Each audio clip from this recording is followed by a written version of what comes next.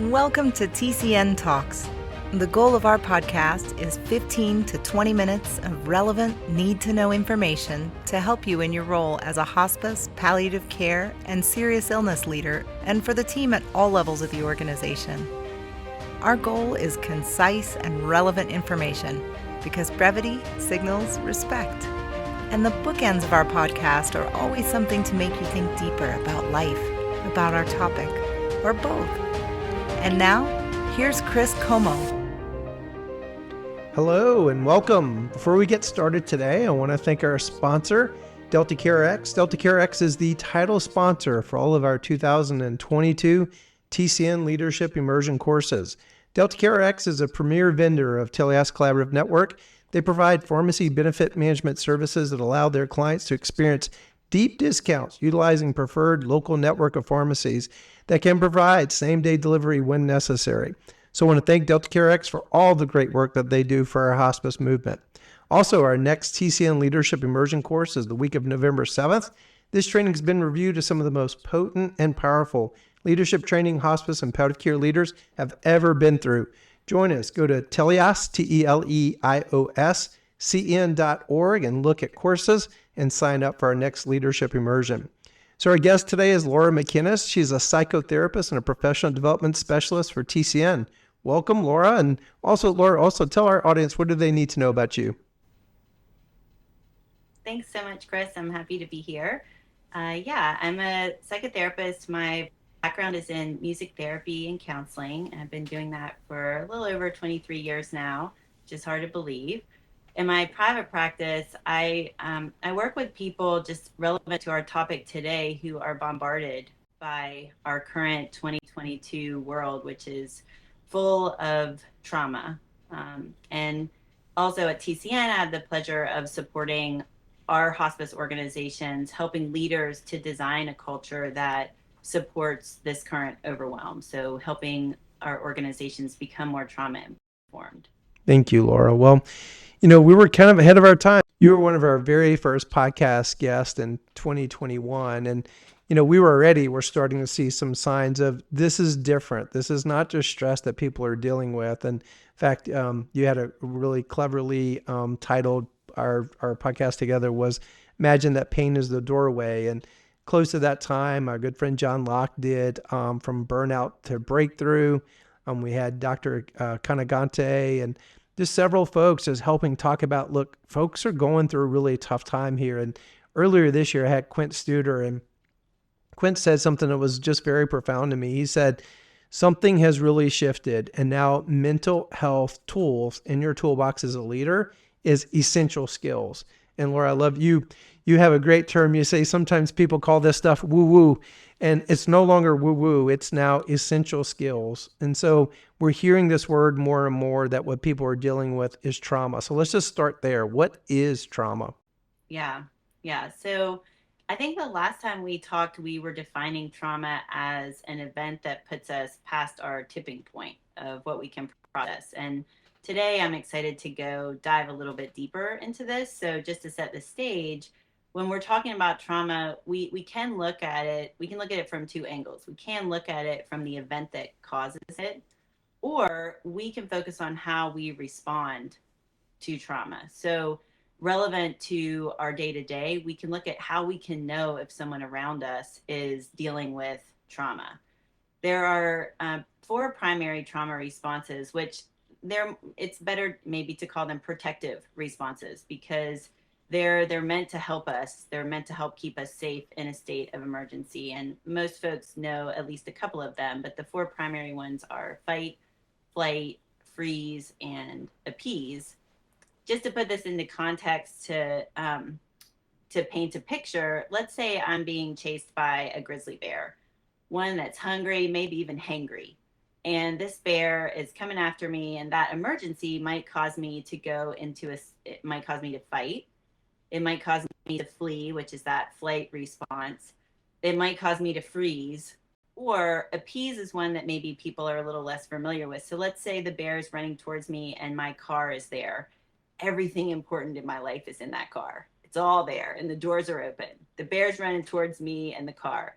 I might appease the bear and let that bear go in and destroy everything that's important to me in my car in order to keep me safe. So that's kind of just to help define those four. Now, the thing about these responses is they're meant to be PRN. They are not meant to be part-time. They are definitely not meant to be full-time. So if I use these responses in a part-time capacity and they work and keep me safe, then most likely I'm going to be grateful. I'm going to be able to go on about my life. That's where these statistics come from, that, you'll read that 6% of people that go through a traumatic event develop PTSD symptoms. However, this is not the scenario that we're seeing in our healthcare system right now. And this is one that I get excited to talk about.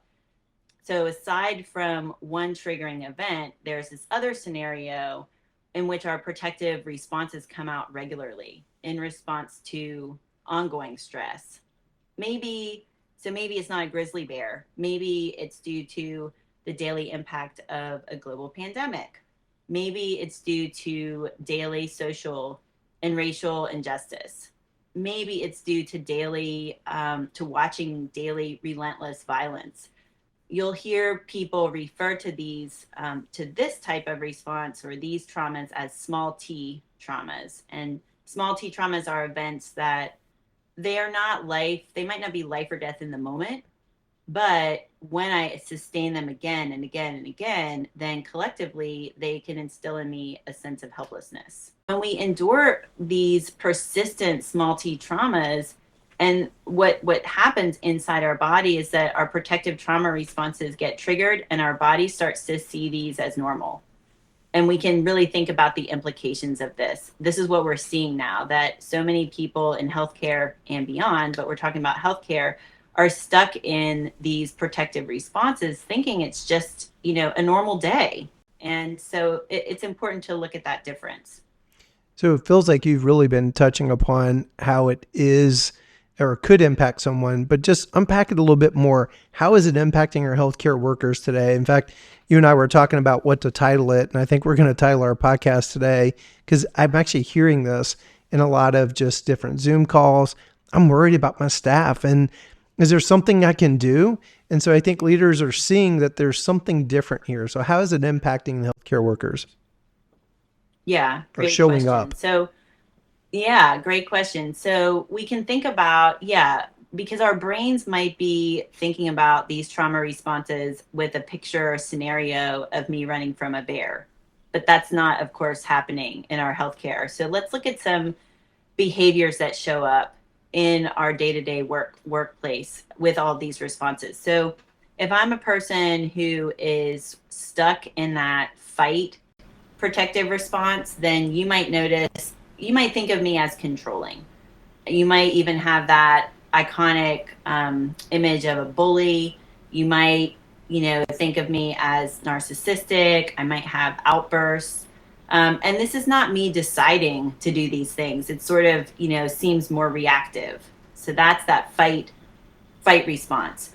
The flight one's pretty interesting as well, that the way that it shows up. So think about the flight is that I'm fleeing from all the stuff that I can't handle dealing with. And so in order to flee from that at work, I'm going to become a workaholic. I'm going to work all the time. I'm going to be thinking all the time.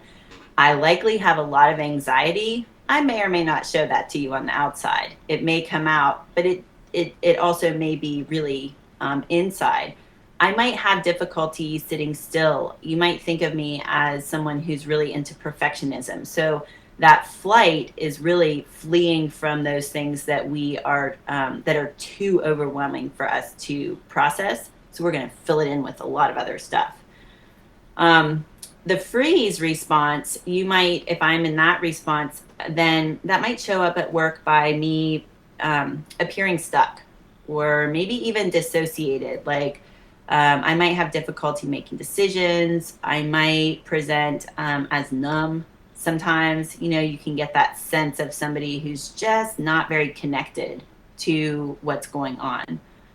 And then the appease, we see a lot of this as well. And that might look like, back to our bear example, the people pleaser, go ahead and take whatever you need from me. I likely don't have good boundaries if I'm stuck in this response.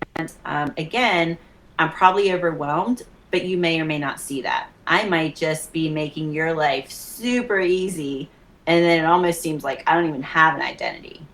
So we can start to see, oh, do I notice these in other people? Do I notice them in myself? Because again, it's not like we wake up in the morning and say, today I'm going to go into work and I'm going to freeze all over the place. It's not a conscious decision. It's really a lower brainstem reaction. It's like people are being hijacked. And Laura, I'm thinking about probably some of the leaders listening to this and say, okay, I am seeing some of this, but maybe I just want to dismiss this. But you and I were talking before the show.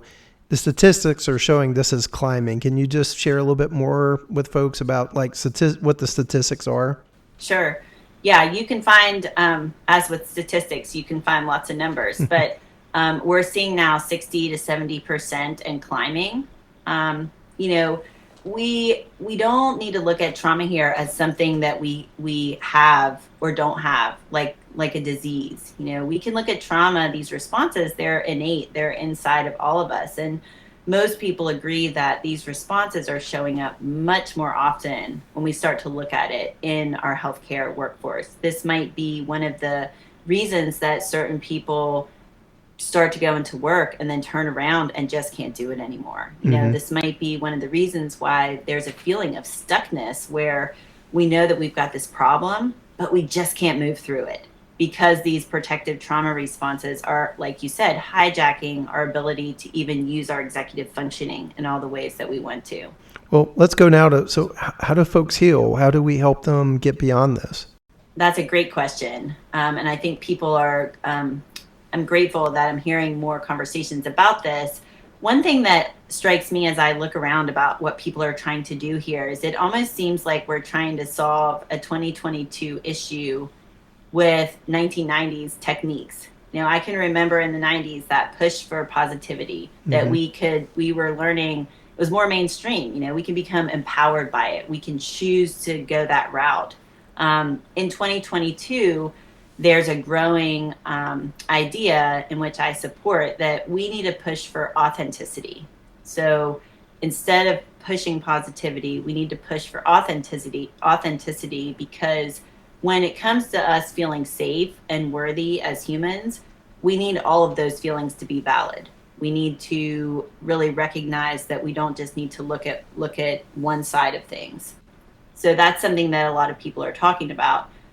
Maybe thinking about specifics, it's even important to get to know the difference between stress and trauma, because a lot of our healthcare systems are treating stress and trauma as the same, and they're very different. So we can think about stress as being overloaded.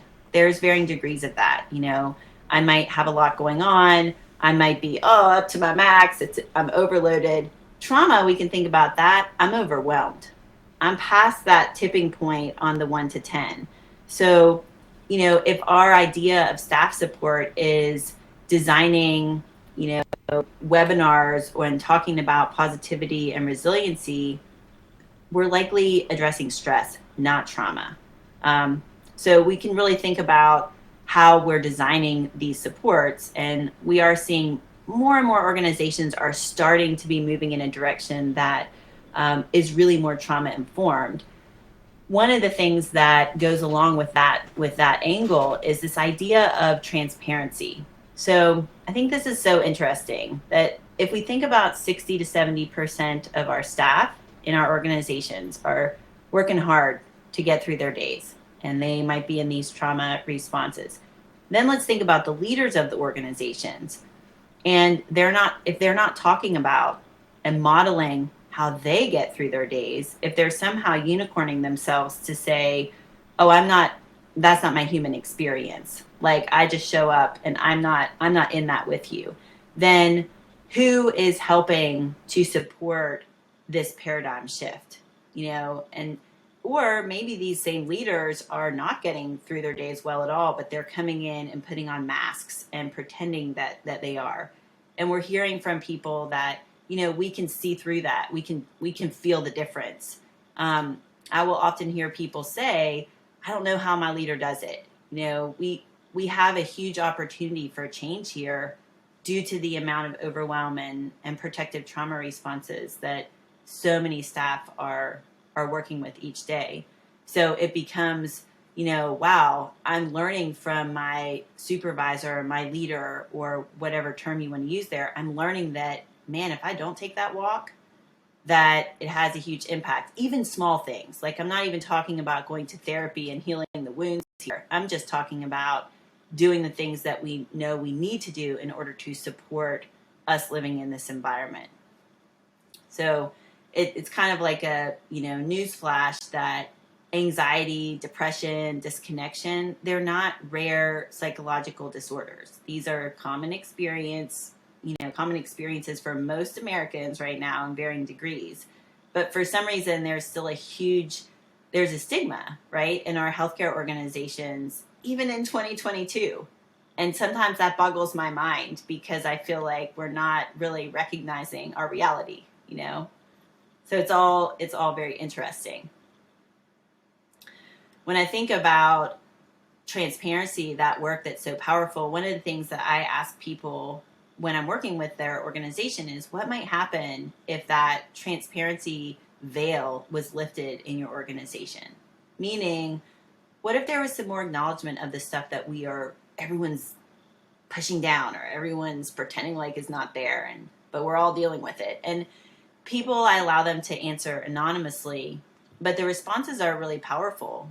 People share there would be a sense of freedom. I'd be able to actually be myself and get more work done. There'd be more trust. There'd be more unity. There'd be less division, more energy. This list goes on and on. So, there might be this idea of like, oh crap, or do we have to make our meetings therapy sessions now? But that's absolutely not what needs to happen. What it looks like is, let's use staffing crisis as an example that might be relevant to a lot of folks.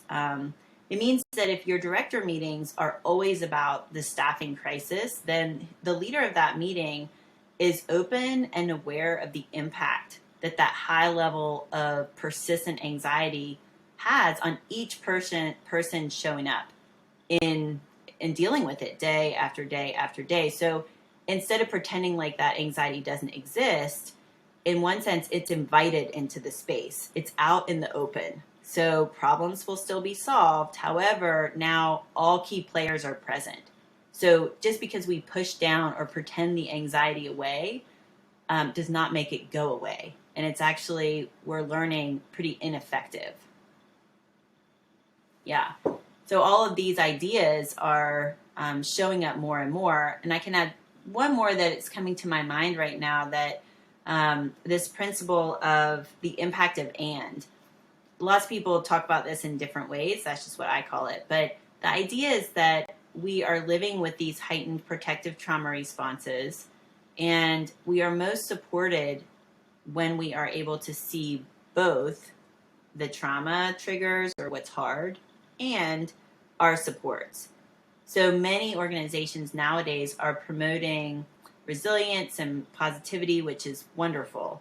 However, in a state of trauma, so think back to the bear, if the trauma triggers are not acknowledged, then positivity can start to be perceived as toxic. Sometimes I'll use the phrase, when you're running from a bear, you're not planning a party.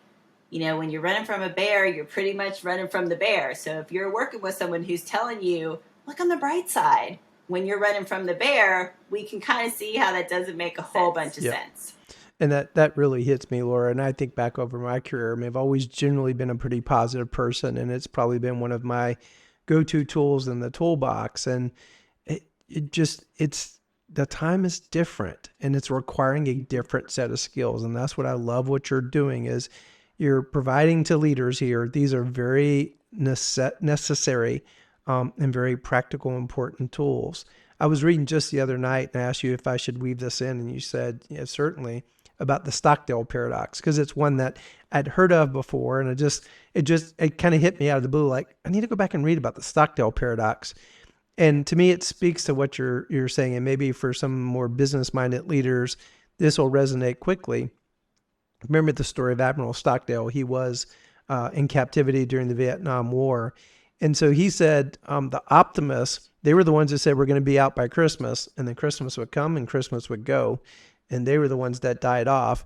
Or we're going to be out then by Easter, and Easter would come and go, and then by Thanksgiving. And then they died of a broken heart, he said. He said the important lesson here is you must never confuse faith with the fact that you will prevail at the end. There's a tenacity there, which you can never afford to lose. The discipline to confront the most brutal facts of your current reality, whatever they might be. And so that to me maybe is another facet of what you're saying. Like we keep saying transparency. I think sometimes as leaders, oh my gosh, it sounds like they're getting very negative and they're bringing up all the bad stuff. I mean, we teach organizations start with what's working well in a one-to-one. But that doesn't mean you stifle people and be able to be authentic, be transparent. And if leaders were just very one-track minded and not present in the moment, might go, oh, stifle that. That's sounding like negativity. With, energy bus. Let's be positive here. It's going to have very bad repercussions, especially for people dealing with trauma. And that's why I loved rereading the Stockdale Paradox. Imagine that was a very traumatic experience. And it was the people who were the most transparent, authentic, and almost very pragmatic about it. They were the ones that survived that. And so I feel like that's what you're poking on as well. So, or final thoughts that you want to leave listeners with? Yeah, sure. So the CDC has put out these 6 principles if organizations want to dive deeper into this idea of becoming trauma informed. And we won't talk about them today, but I'll just name them. They are safety is the first one, then trustworthiness and transparency. The third one is peer support, then collaboration and mutuality, then empowerment, voice and choice. And then the last one is cultural, historical, and gender issues. And one thing I will say about this is that what we have noticed as we've worked with organizations is they might say, oh yeah, we create safety. We have all these things. But really when you start to look into the mechanisms of what these are poking at, like, do I create safety where people can tell me what they're frustrated with, even if it has to do with me? Or do I create safety as long as people are telling me I'm doing a good job and we're all moving in the same direction? So really, these can seem kind of surfacey if you read through the list, but if you dive in, most organizations in 2022 have quite a bit of work to do in that. Laura, I've asked a question, and you and I did talk beforehand about a few people, like what books are you reading, or maybe your favorite book. So I asked you, and I'm like, okay, that's definitely relevant. So what would you want to share there about what you might be reading or favorite book?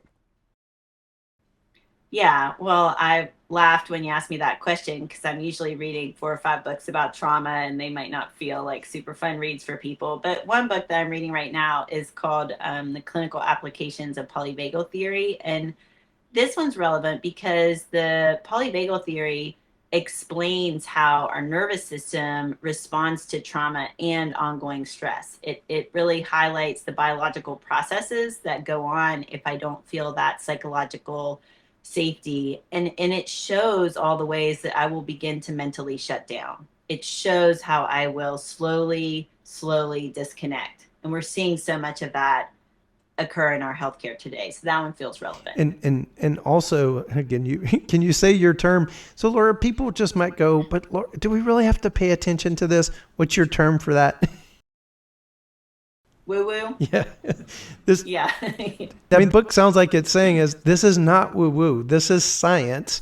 The science is proving that this is something we have to be aware of. This is absolutely not going away. It's here. So we can close our eyes to it and pretend. Sometimes I like that analogy of like, I've never been on a tightrope, but I know people that have, and the pole is really helpful. However, if you close one eye when you're walking with the pole, what happens? You're likely to fall. It's kind of like that vision of the eagle, but a little bit of a different spin, but you need to see on both sides. And we're seeing in our organizations that we're doing this work with that when people do this work and those protective trauma responses get quiet or they quiet down, we're seeing a new level of hope. We're seeing more energy to do the work. So all these things that affect the bottom line and affect the mission of what our organizations are committed to are directly impacted by our ability to become trauma informed. That's great. So Laura, folks want to just learn more, or like, I need access to you and the work that you do. How can they get in touch with you?